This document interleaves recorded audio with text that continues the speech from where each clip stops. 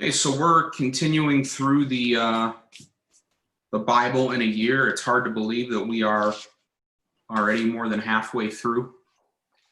It has flown by, and it's been a blessing. I know I've enjoyed reading through and doing it and kind of segmenting it together this way. It's been quite interesting.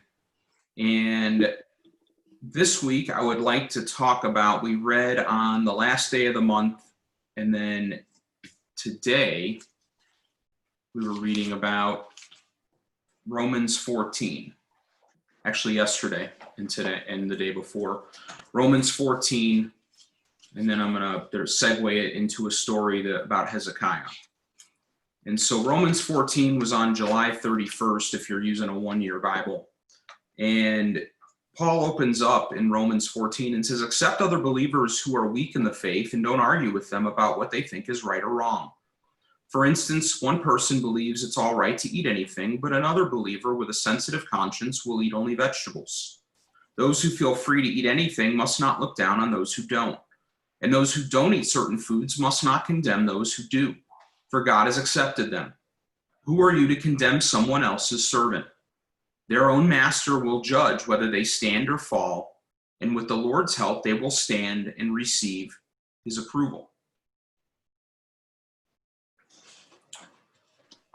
And then if you go down to verse 12, Paul explores the same concept then with days. And then in verse 12, it goes, yes, each of us will give a personal account to God. So let's stop condemning each other. Decide instead to live in such a way that you will not cause another believer to stumble and fall.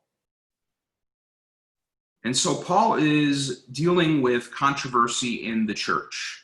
You've got a situation where the church is getting to be big and diverse, and you've got Gentiles and you've got Jews, and they've both come together and they are worshiping the Lord, and there are incredible differences in culture and in beliefs and in the way that they are exercising their faith. And one of the greatest, conflicts inside the early church was between the Jews and the Gentiles, because the original church was Jewish, and it was all these Jews that had found the Messiah. And so the very first believers were all Jews. And so this foundation that was poured originally, the original ones that went out and shared the gospel, the original ones that were sharing the word, the original ones that were spreading it, they were all Jews. And so they had been raised in the Jewish law, and they had been raised in Jewish customs. And so there were dietary restrictions, and then there were days where, and it says one day more holy than the other, and some of that was, do we worship on Sunday or do we worship on Sabbath, on Shabbat? Or, and then there's also the issue of fast days. If you're an observant Jew, there's a whole calendar around days that are minor fasts and major fasts. Major fasts being days that are biblically required to be fasting, such as on Yom Kippur, the Day of Atonement. There's no eating that day. There's no drinking either. It's a day where you don't eat or drink, and you just purify yourself as you are confessing your sin. But then there's also minor fast days where, there are days that are commemorating and celebrating, or typically commemorating and repenting. There's a fast day around the destruction of the temple, Tish B'Av, that's currently still celebrated, that's been going on since the Babylonian captivity. It's not a mandated day of fast, but in the Bible, but it's a traditional day of fast. And so you have all these days that were holy to the Jewish community, that were days that they continued to observe. And then you bring in these Gentiles, you bring in these Romans, you bring in these pagans, you bring in these guys that have no idea about any Jewish tradition, and they don't care about Jewish tradition, and they're not interested in becoming Jews. They're not interested in converting. They're not interested in observing the Jewish law. They're just excited about grace and forgiveness and being able to have a relationship with the one true God. And they don't want to get bogged down in all of these rules and all of these regulations. And they're like, what does that have to do with me? And why does that even matter? And, what are you doing fasting on this day? What's going on here? And you have these observant Jews going, oh my God, how dare you? And how dare you impugn my beliefs? And how dare you say this? You're wrong. You know, the Lord's going to judge you. And then there's this condemnation going on. And so there's this huge controversy in the early church regarding what is acceptable in terms of worshiping God and how you worship God and how you remain pure. And so Paul is writing to the early church, and he is saying, who are you to condemn someone else's servant? Their own master will judge whether they stand or fall, and with the Lord's help, they will stand and receive his approval. And that, to me, is one of the most important verses out of the entire book of Romans. And it is an essential guideline in the way that I try to approach my faith today when I'm interacting with other believers, is to remember that if you have a disagreement with somebody or somebody worships the Lord in a different way, you have to ask yourself before you go, that's not right. You have to remember that uniformity is not the purpose of the gospel. It's unity. And the Lord wants us all to come together to worship him, to love him. But he's not requiring that we do it in a uniform manner. You see in Revelations, every tribe, every nation, people worshiping the Lord in every tongue and speaking to the Lord and worshiping. And if there's anything that creation shows us, is that the Lord loves variety. He loves diversity. And he is an infinite God of infinite complexity. And it is not our place to judge another believer on something that doesn't directly relate to a biblical commandment. Now, obviously, if you catch a believer who's committing adultery, well, that is something that you need to go to your brother and talk about, or your sister. And you need to go, hey, you can't be doing that.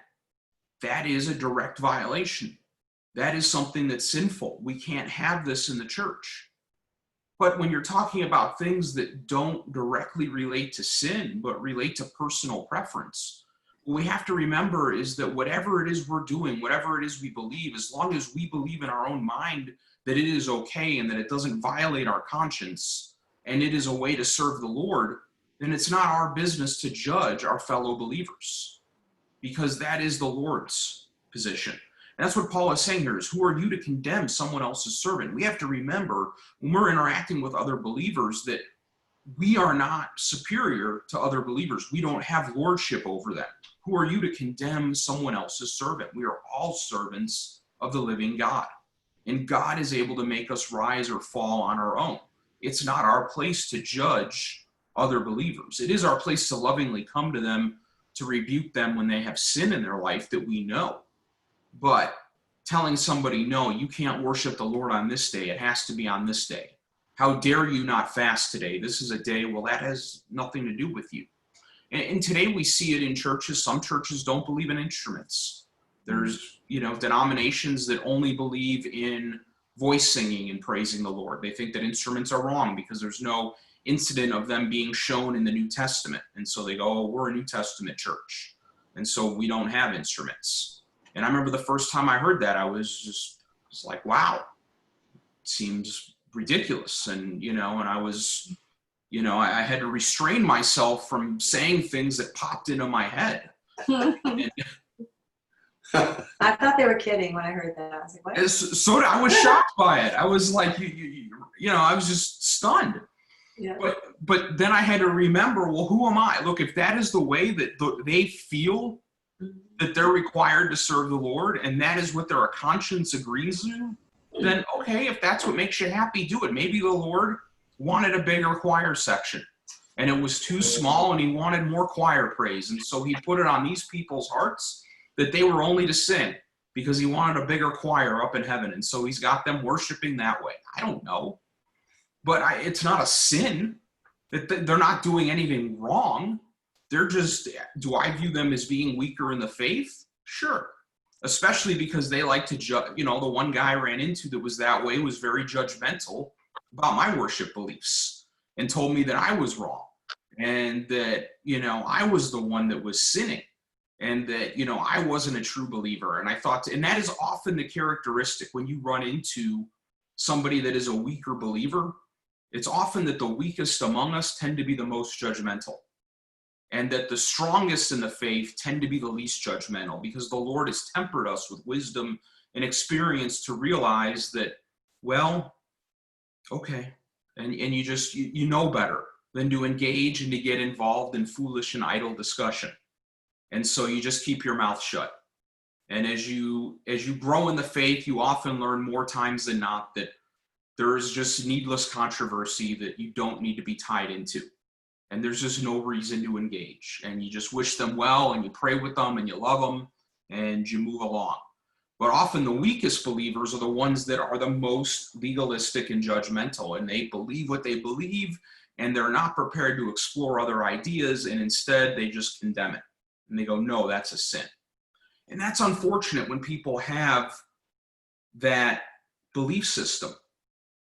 But at the same time, what we have to remember is that the significance of somebody's conduct is not what other people think about it, it's what the Lord thinks about it. Mm-hmm. And so I don't, I know what I might think about a church that worships only with a choir, but does my opinion matter?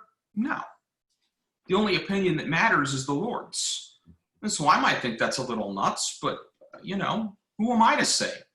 But it's not my place. And so I just leave it be. And, Paul ends this chapter in verse 23. He says, but if you have doubts about whether or not you should eat something, you are sinning if you go ahead and do it, for you are not following your convictions. If you do anything you believe is not right, you are sinning. And it's important for us to remember that when the Holy Spirit speaks to us and we come away feeling that we should do something, and even if it may or may not be, it might be something you could, quote unquote, get away with in the Bible, but if you feel it's wrong, then it's wrong. If the Lord convicts you not to do something, then don't do it. If the Lord makes you feel like you should do something, then do it. As long as it's the Holy Spirit speaking to you. Seek the Lord's approval above all else. And avoid controversy. And remember that love is the most important thing. Loving the Lord, loving our neighbors, and that love covers a multitude of sins, and that in the end, legalistic rules take a very secondary place to grace. In the next day's readings in August 1st, as we're reading about King Hezekiah, there was a section where they talk about the Passover. And there had not been a Passover celebrated in a long time in the nation of Judah or in the nation of Israel. And Hezekiah has come, he's purified the temple, he's sanctified it, he's reinstituted sacrifice, he is bringing the nation back to the Lord, and he decides that they need to celebrate Passover. And they're a month late because they weren't ready to go beforehand, but he still wants to do it, and he believes the Lord is calling him to do it even though they're late. And so he gets them ready, and he sends out runners to all of Israel. And a bunch of them mock him and go, what are you doing? It's enough. Don't be up to that. But Judah, the Lord draws Judah's heart to it. And so they do, along with a remnant from the rest of Israel. And it's interesting that as they are going to Jerusalem and celebrating the Passover, it says, most of those who came from Ephraim, Manasseh, Issachar, and Zebulun had not purified themselves. Before you could celebrate Passover, you had to be ritually clean and pure. And you had to go through a sanctification process in order to abide by the law and participate in the Passover. And so these Israelites that had come did not complete all of the regulations that were required in the law for them to celebrate Passover. But their hearts were in the right place. They wanted to come and worship the one true living God, and they wanted to celebrate Passover, and they wanted to give thanks. So it says, but King Hezekiah prayed for them, and they were allowed to eat the Passover meal anyway, even though this was contrary to the requirements of the law. For Hezekiah said, may the Lord, who is good, pardon those who decide to follow the Lord, the God of their ancestors, even though they are not properly cleansed for the ceremony. And the Lord listened to Hezekiah's prayer and healed the people. And I look at that story out of the Old Testament and I think to myself, wow, here is an example of the law that is just written in stone, taking a back seat to faith and taking a back seat to the hearts of these people that are inclining themselves to worship the Lord. And the Lord taking that and accepting it and looking past what may be violations of the law and saying, no, I will heal you and I will make you right with me because you desire me and you desire to worship me. And so even though you may not have done it exactly correctly, your heart is in the right place and you're seeking me from a place of purity. And so therefore, I am going to honor that. And I am going to honor your worship. And I'm going to accept it. And so we see this grace being dispensed in the Old Testament. And as I read that story, it made me think a lot about Paul writing in Romans 14 about not judging the weaker and not obsessing over the details and not getting lost in the weeds, but focusing instead on loving one another. And that we need to focus on that and not necessarily on judgment. You know, in Romans 15, he says, for even Christ didn't live to please himself. As the scripture says, the insults of those who insult you, O Lord, have fallen on me. Such things were written in the scriptures long ago to teach us. And the scriptures give us hope and encouragement as we wait patiently for God's promises to be fulfilled. We're not here to please ourselves. We're not here to honor ourselves, to do what we want to do and to judge others that don't abide by what we would have them do. We're here to serve the Lord. And we are here to obey the Lord. And we're not here to judge the Lord's other servants. It doesn't matter what somebody else is doing. What you're to do is what the Lord calls you to do. And don't worry about anybody else. Worry about your relationship with the Lord and what you're doing. That's what's important. Not sitting around and saying, well, I'm better than that person. Because that's not something that you say out of love. That's something that comes out of worldly pride.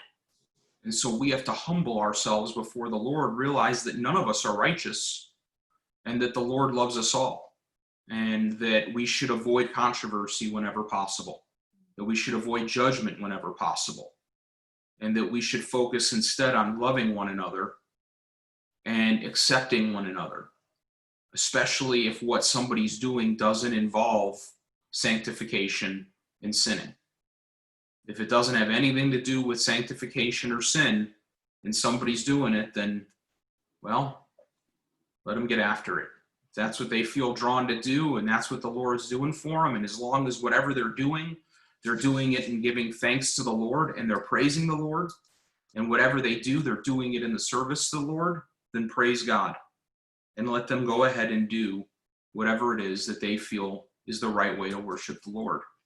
And leave well enough alone. Because who are you to judge someone else's servant? Let's pray. Dear Heavenly Father, thank you for today. Thank you for your word, Lord, which is living and active and comes to us in every generation to speak, alive and true and ready to guide us. Father, I just lift up this class to you. I lift up Bellevue to you. I lift up all of us, Lord, and I just pray that you would bring us together in unity, that you would heal us, that you would keep us safe, that you would guide us and encourage us, Lord, and deepen our walk with you. Almighty Father, I pray that you would watch over each and every one of us this week, that you would draw us to you, and that we would seek you above all else. In the matchless name of Jesus, I pray. Amen. Paul, thank you so much for continuing to do these classes.